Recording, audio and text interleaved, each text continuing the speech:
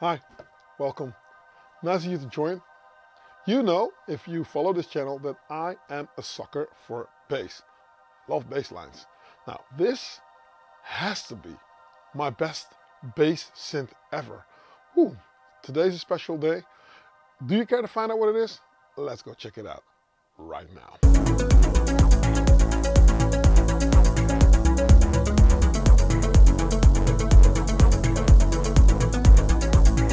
Hey, check it out, I'm in Low Kitchen and thank you for checking out yet another video. Now, if this is your first time here, do not hesitate to click subscribe and hit that notification bell. Whenever I upload a new video, you'll be kept in the loop and, lucky you, you'll not miss out on anything. Stick around till the end of this video. I will tell you, like I do always, about the connection that we've found, the community, between Discord and Patreon, and the like-minded folks that are vastly growing in our vastly growing community. So feast your ears on that, stick around for that. Bass, once more, yes. And I have to say, there's a lot of synthesizers that do bass well. Bass to me is one of my most important ingredients when it comes to my music. I've done videos on placing the bass notes, looking at the frequency, where to place it, how to place it, when to play it, when not to play it. And you know, I'm always saying the groove is not about the notes being played, it's about the space in between the notes, and that really goes down for the bass as well. It just really relates to the bass as well. Why? Because the roundness of the notes, what it does, where it sits in the frequency spectrum, it's absolutely amazing. But it doesn't sound like that out of the box. You have to work it to get it to go. Now, there's two ways of going about it. Either you buy an expensive bass synthesizer or something that has like a nice round transient character to it, and the rule of thumb is the less expensive a synthesizer is, the less options it has, so it's going to sound different. If when it comes to bass, you might want to invest in a certain area. There's one synth, however, where that's not the case. And because it's 303 day today, yes, I'm talking about the 303 or the TB03 or the Zoxbox or whatever. There's so many clones, you know what I'm talking about. Now, why is this the best bass synth ever? For one, it does something that other bass synths cannot do. It ties notes together in a way where it just juggles around in the frequency spectrum, where you're not sure if you hear what it is that you're hearing. Can you rely on what it is that you're hearing? It does really funky stuff between high notes and low notes, and it's a sound that I don't think it exists. It exists in any other synthesizer, to be honest. And that's the magic of it. That's the beauty of it. Now, today, I am going to not only talk about the TB03 in my case and why I like it so much, it's also the glue between the different synths that I'm using. When you're doing a dollar set, every different synthesizer plays an intricate part to get that whole thing going. You have an electronic orchestra, you're the conductor, everybody needs to just like do their thing in order to make your sound work. I have to repeat that again because a lot of people just come up to me and say like, I love my synths, I performed with it, I don't know what happened, but it didn't sound as promised. That's what it is. I mean, Subsequent 37 works like a charm, sounds class A. Same goes for the Minitar, same goes for the Model D, same goes for, you know, I mean, you can really not stress that there are really bad synthesizers out there today, but to make them work together, that's the trick. Now, if you're building a wall and you're not using any grit, you just stack in the bricks, which is cool, but at a certain point the wall's gonna fall over. So you need something in your audio wall, something that is absolutely going to stand out. Can be a solo machine, can be something to glue everything together, can be that bass thing, can be that lead thing. There you go. See how many versatile things can be done with that machine. Now, I think that I've about talked enough about it, right? Now, if you're ready, then I'm ready. I'm gonna just take you into this melodic techno, progressive house, melodic house, I don't care.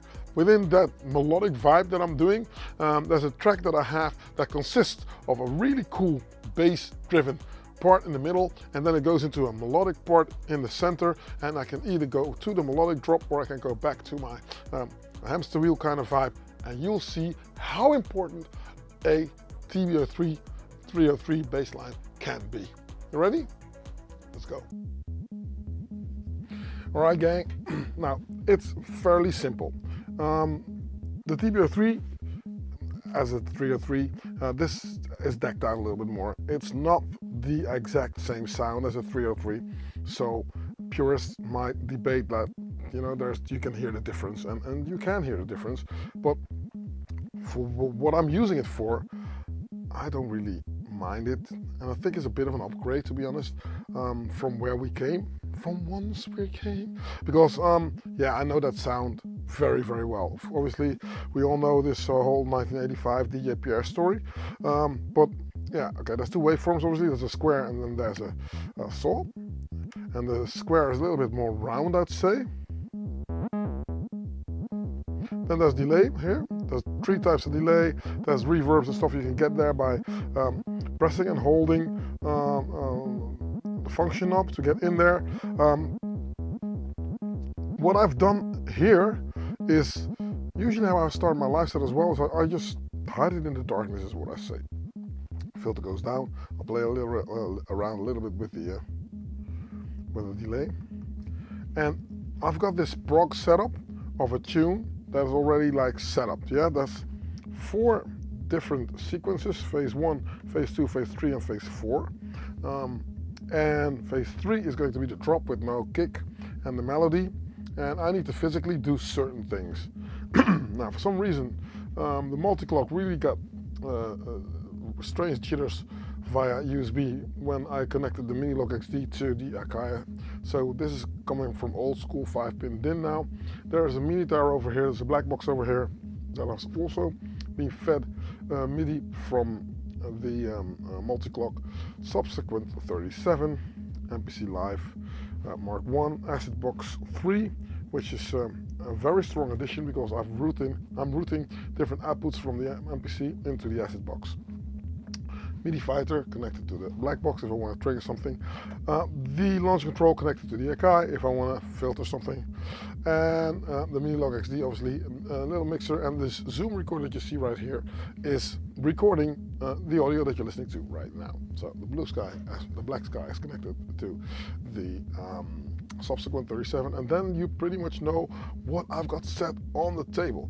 Now, the track that I have, I built my stuff up in layers. This is the most important thing. Now this acts as a bass line now, and it's very quiet. But you can hear that it can become loud very fast. Now what I'm going to do is I'm going to take out the stereo output of the Akai, because the kick drum is sitting over on this green fader here, coming out of channel 6. So that's going here. The clap is mapped here. And then there's some sort of a hypnotizing thingy that is stuck on a filter also here. You'll see how that works out. Now, let's start.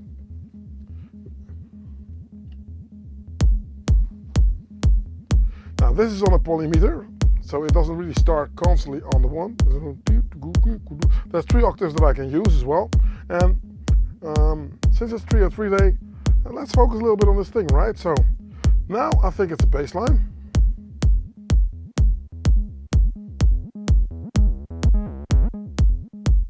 Now it becomes more of a solo lead thing.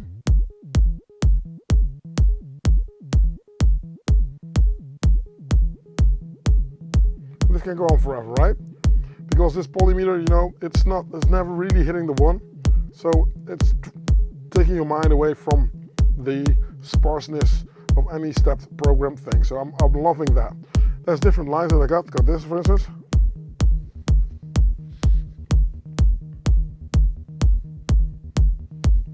Another one.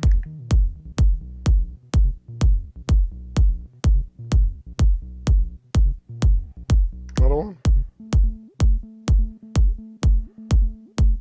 And I tune it to the beat, usually, right? Now what I'm going to do is go back to... Ooh, nice. There's so many different lines in there. There's 16 actually, over 2 banks, so 2 times 8. But this is the one that I have connected, or at least pitched to the track. Now, mind that high note, doop, doop, boop, boop, boop, boop, boop, boop, boop, boop. That note is very important because when I'm changing my chords, that is also going to be the highest note of the chords as well. The highest sort of like inversion that I'm doing when I'm playing my chord structure, which makes sense in a second. But in order for your acid line to work, it'll be cool if it's already there, so people have a hunch of where you're going. Now, I'm going to lower it by an octave. Can even go higher, but we're going to go all the way down, because we like to have that little growly thing in the bottom. And what I'm going to do is I'm going to open up what I've got playing already on this Akai. So the drums are coming from the Akai.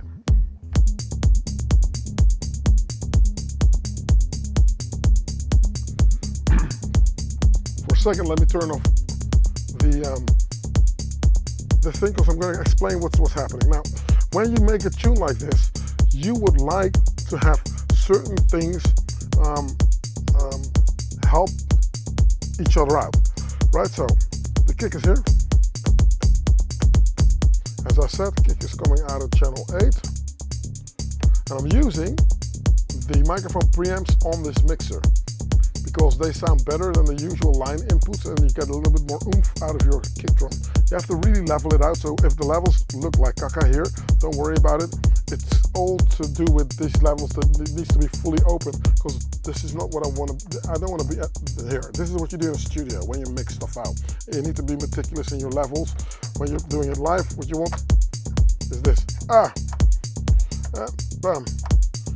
So this is my stereo right here, so this is the stereo output. So there's a bass line coming from the Akai as well, right? And that changes when I get to the drop. Now, kick in.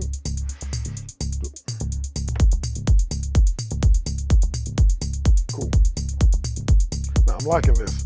This is going in a certain flow, and I'm building it up, right? So I've got a some sort of a modern kind of progressive house kick. A closed 808 hat, very important that you got your 16 sitting there, and that high, that sizzle, it's absolutely amazing. And then instead of an open hat, I'm using a tambourine from a 707 drum computer. So that's what you're hearing right now, which absolutely works amazingly. My favorite page to perform live is going to be my next sequence page, right? But before I get there, I'm going to introduce the 303. Take the kick out and play it here. This is what I mean. So we've got these R bass line working, and you can feel that this extra line is laying atop it. And that's very important, because it means you give your track longevity. Now, there's no synthesizer that can actually just do it in that sense, I would say. I mean, not that I know of. It does the trick. It does the trick in an absolutely amazing way. And I'm very happy that it does it the way it does. So if I want to glue more stuff together, if more stuff is coming in, I can. For now, I think I've got the tom, boom, boom, boom, kadoom. There's a tom playing, then there's a bass line playing, bass notes, and there's the kick playing, and my hats are doing some sort of a jiggle, right? Now, this is my intro sort of beat. Play around with this. Take out a little bit of the feedback on the delay, so turn it down. Now, as you can hear, I take out the straight sparseness of the open hat, or at least the tambourine out of the 707 that's playing. I've got some sort of a space thing going on, because I need to work backwards almost. So where a lot of musicians work it in such a way that their music is jumping all over the place and their drums are very sparse, I opt to go just completely opposite. So my drums are doing all these different patterns, and the music that I have is very stationary. I feel that there's more emotion that happens there. By the time I'm here, I'm already moving to the next level. Getting in there. Clap in.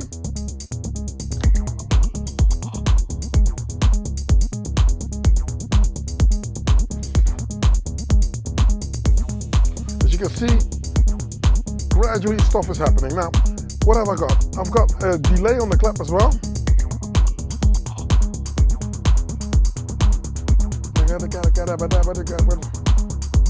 And what I want is for you to get lost in the music, right? So levels are very important. Now, I'm going to open up this thing a little bit further. At the same time, I need to just be careful with the levels because all of a sudden it becomes very in your face. Take the kick out. Now, I'm already going to set this XD up, Melodic XD, because now I'm going to change where the music is going. This is how I'm playing my drop.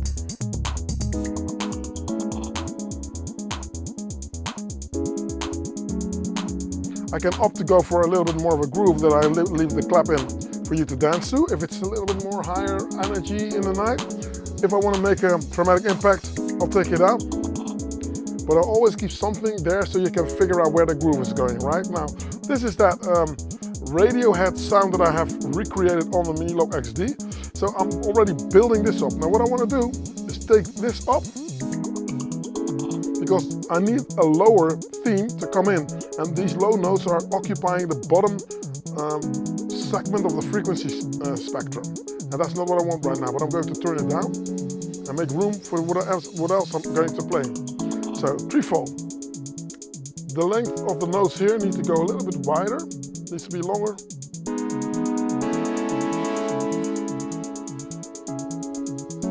And now the magic happens.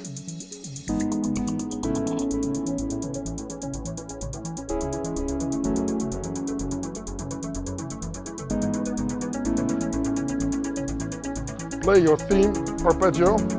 This sound is actually coming out of the Jupiter 8 pack that you can purchase for the Akai, so it's an amazing sound. So we can filter down a little bit, it's a little bit loud. Now that I've opened this up, now I can have my 303 be a lead. Open up a little bit of delay.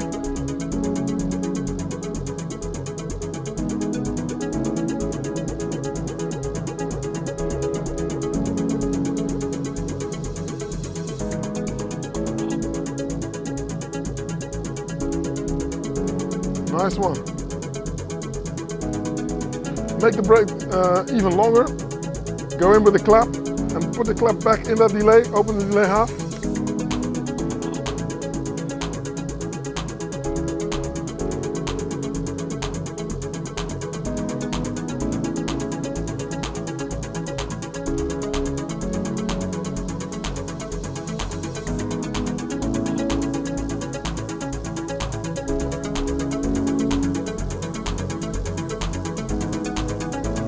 Now I'm thinking, okay, I need to go back to my ostinato straight pedal. 1, 2, 3, go.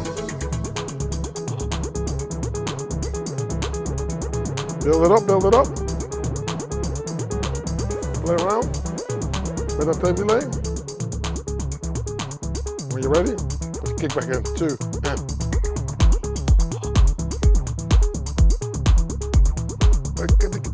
So another groove here, you know, on the clap. When ready, kick out, clap back to dry, go. And instantly just move to a different segment. Now this is what I love. Now why am I loving it so much? Because it sits bang in the middle of this track is so easy for me to manage for some reason. The same thing I can do by roughing it up a little bit. So changing the waveform, same thing. And the break.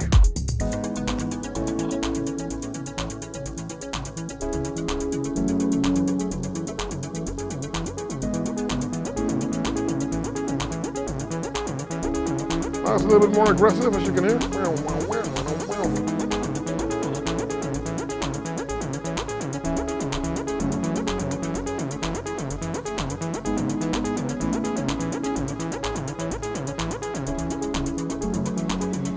Max break.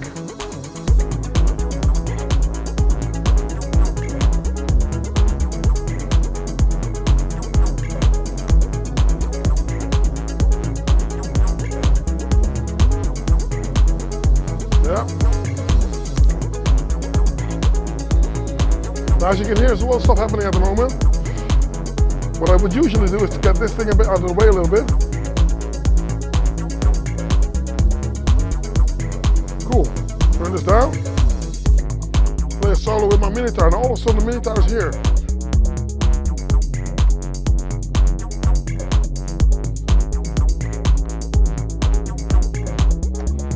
Another sound that I've got hidden away on this Akai.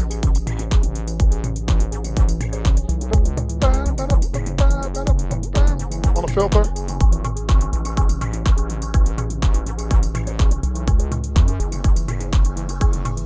Back in here.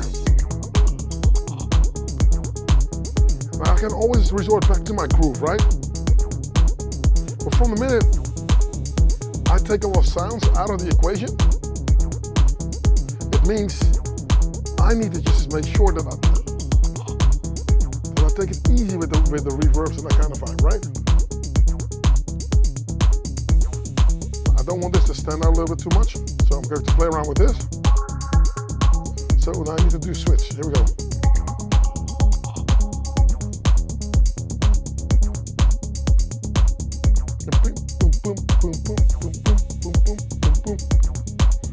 Buried in the background a little bit, right?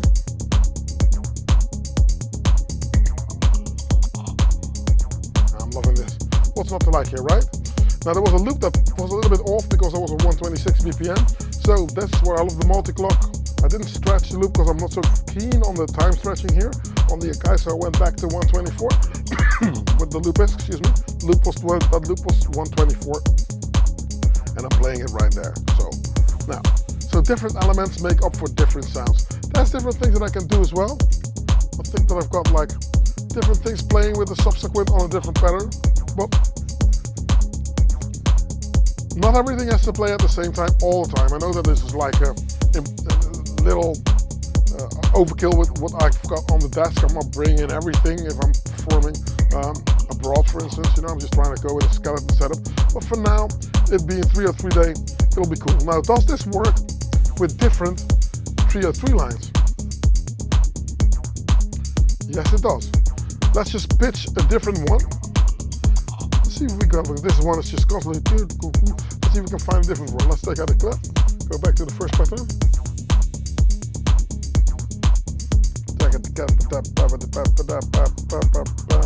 Go out. Nice. Okay, let's see what we have. So I'm gonna stick it on this initial pitch.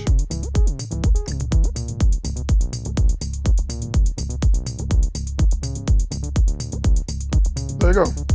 Woo. Boom. Yeah, I'm liking that. See if it works together with this.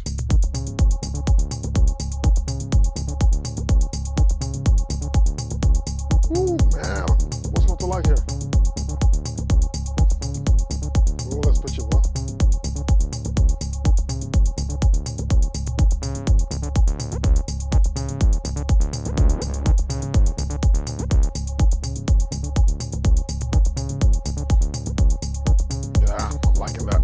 So I can go pretty crazy. Next pattern.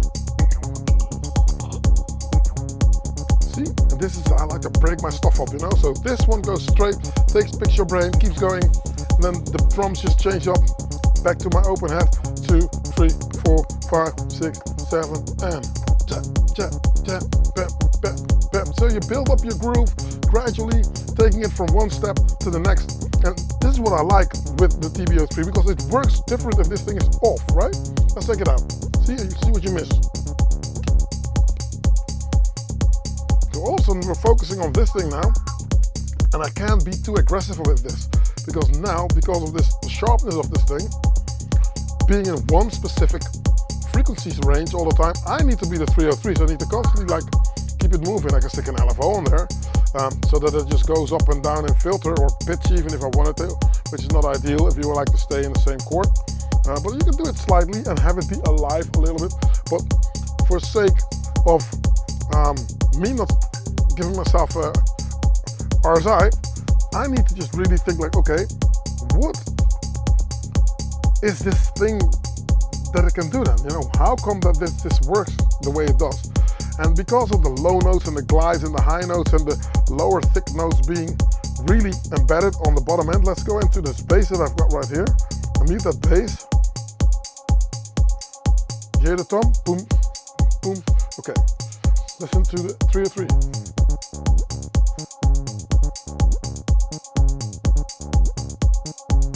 And the fun part is also, this thing is a bit of a happy accidents kind of vibe, right? I'm going to go in to another one and come back to this one, so because I don't want to have to play it. It's too simple. So what I want is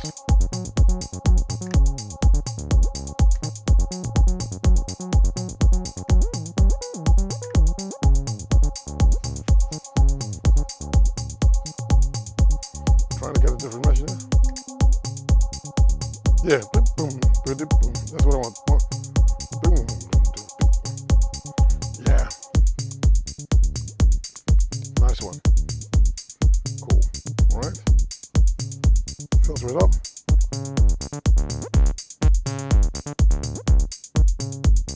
There's overdrive on this as well. So if you really want to pick a fight with someone, your overdrive knob is going to be your best friend. Let's go back to the square wave. It does a little bit of a neat kind of distortion. Here is immediately that acid house thing, right? And the thing is, I've done videos on the TB03 where I use this thing not for acid, because obviously the first thing to do when you get it, and if you're not from the acid house era, is to really go crazy on the knobs, but that gets old pretty soon. So what I try to do is, like I said, try to embed it as a bit of the grid in between the bricks, building my wall of my melodic house that I'm doing right here, right? So I'm going to set it and forget it.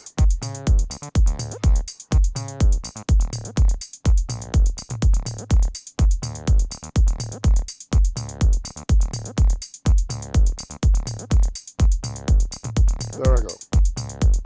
This is 1 octave lower, give or take, more or less. Now it's going to play around with my bass line that I got right here.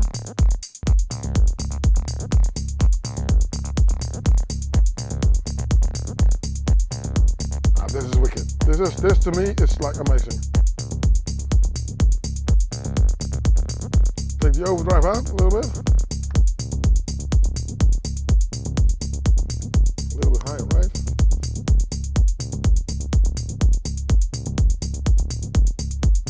And the trick is to use your volume and your filter to mask sounds and have it cross. Now, last week I was talking about how the Mate had an LFO on an arpeggio that crossed with the subsequent, so it hits at 30 Hertz and it hits at 800 Hertz and it hits at maybe 1K, constantly going up. It's never in the same spot. So when sounds moving up and down, other sounds do similar things, and that's what you would want, because the clashing of the frequencies makes for the psychoacoustics, which is why sometimes it even sounds like you're hearing voices speak within deeply in the music, or sibilants, syllables, I should say, of something that you can hear. It's a funny thing. Look into psychoacoustics and what it does if you really feel like nerding out. And I love to accomplish that thing by making a palette of different sounds, but as said, they're always stationary. So, and with the TB03, for some reason, every tweak of the knob makes the sound do something different. Let's go back to the square wave. Wow, I like that. Wow, there's a crazy sort of like envelope on that sound. And so you have to just really let it grow on you as well. I mean, we had the first line that we had just now. Now we're on the second one. I think this works also, right?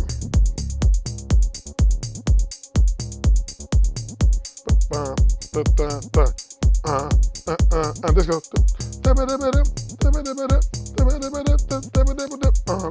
So there's a cadence going with the groove, and then boom, boom, boom, boom, boom, boom, boom, boom, boom. So So everything leans on top of this foundation that I got on my bass right here. Absolutely amazing. Now this is how I build up the tracks. This is how I'm thinking ahead. Because with this, I mean, we're already listening to it for what, 25 minutes or something. So you can imagine that there's so much that can be done. I can hear you say, can you play that drop again? Oh yes, I can. Thought you never ask. Going back out, next sequence mode, this goes out, and then we go to this. 1, 2, 3, and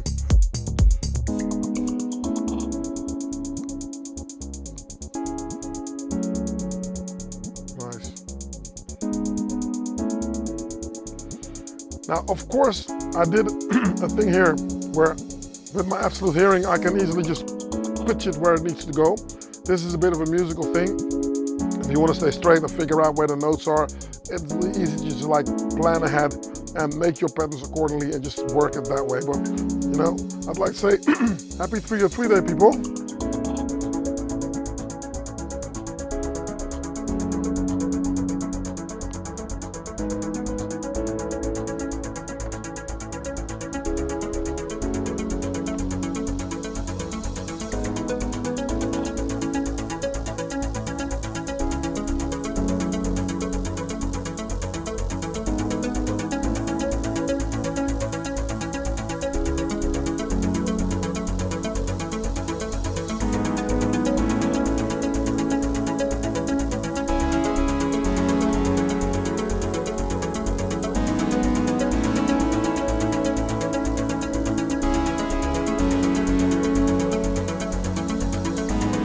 The thing with Patreon is that it's a support platform where you can support me. If you like the vibe, if you like what you see, and you like what you hear, then obviously it's cool. I mean, you won't be breaking the bank, obviously. It starts at about $1 a month, you know what I mean, which helps me buy my coffees occasionally. So thanks. I mean, all the help is welcome because this channel is just funded by me. There's no sponsors involved. There's no big manufacturers throwing gear at me. I just buy everything myself. We're doing challenges.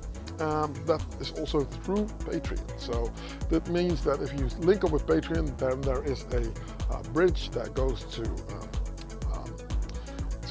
Discord, and in the Discord chat we've got like what is it? I think close to 200 people now in there, and we're all talking shop. We're all talking like how to perform, what sounds better. Are you going with a Behringer? Are you going with a Roland? Are you going with whatever? You know, it's a cool thing to discuss. And it's March. So we're going to have to start with our little dance carousel. Make an 8-bar loop with your beats. Just make them, and let's set the tempo at 125 BPM. Now on top of that loop, you'll create a bass line and you'll create a lead line of some sort. Choose whatever you want, but just those two ingredients need to be there because you pass your loop on to somebody else who's going to place their bass line and their lead on top of your groove, migrate into their own groove, and then they'll pass their beats on to the next one. So that'll be a nice, like sort of like a carousel. In Holland we say Polonaise. So I'm looking forward for that. I don't know how that's going to work out. I'm going to probably throw a channel on the Discord and to see how that works. I'm still going to talk to the patrons about it, but that might be a cool idea. Now, if you made it this far into the video, I was going to say you are an absolute superstar, which is what you are. Thank you for watching. Now, don't be a stranger. Leave a comment in the section below. If this falls upon good ears, then thank you very much. You came to the right space. Now, I am Analog Kitchen. Find some music on Bandcamp as well, if that suits your fancy. And thanks for watching. I guess I catch you next week. Same channel, same space here on another video. Analog Kitchen, out.